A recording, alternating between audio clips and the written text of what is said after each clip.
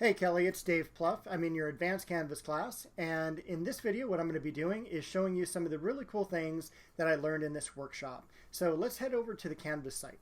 Alright, here we are on Canvas, and I made a special sandbox just for this course.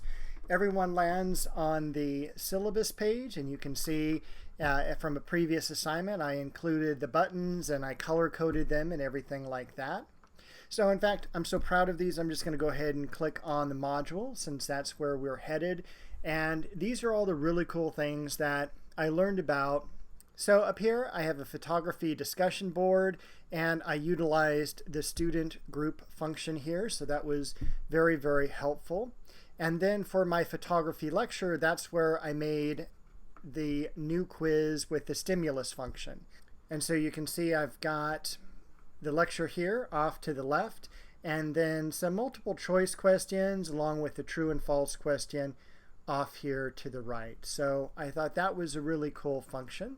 Then of course I've got my photography project, which includes the shadow boxes, and I was able to change the colors of the shadow box as well. I've got my About Your Instructor page, and here I included the icons. One of the best things that I learned in this class was how to include the Voicethread into an assignment as an external tool.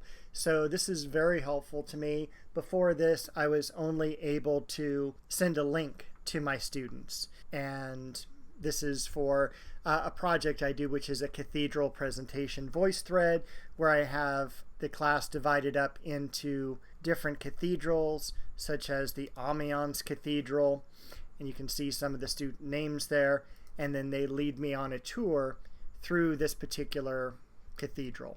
And then also the ungraded student survey, and this was really important as well because this is what I end up using for my HIPS pre and post assessment. I can do like a multiple choice true false survey, very similar to an exam that's not graded, but I can at least determine points and knowledge at the beginning of the semester and at the end of the semester. And then finally, the redirect. I have a YouTube site which is called Dave's Art History Lectures, and it was really neat to know that I could just utilize that tool as well to bring my students directly to my YouTube site where they can search for particular lectures or what have you. And that was a tour of a lot of the information that I learned about during the workshop.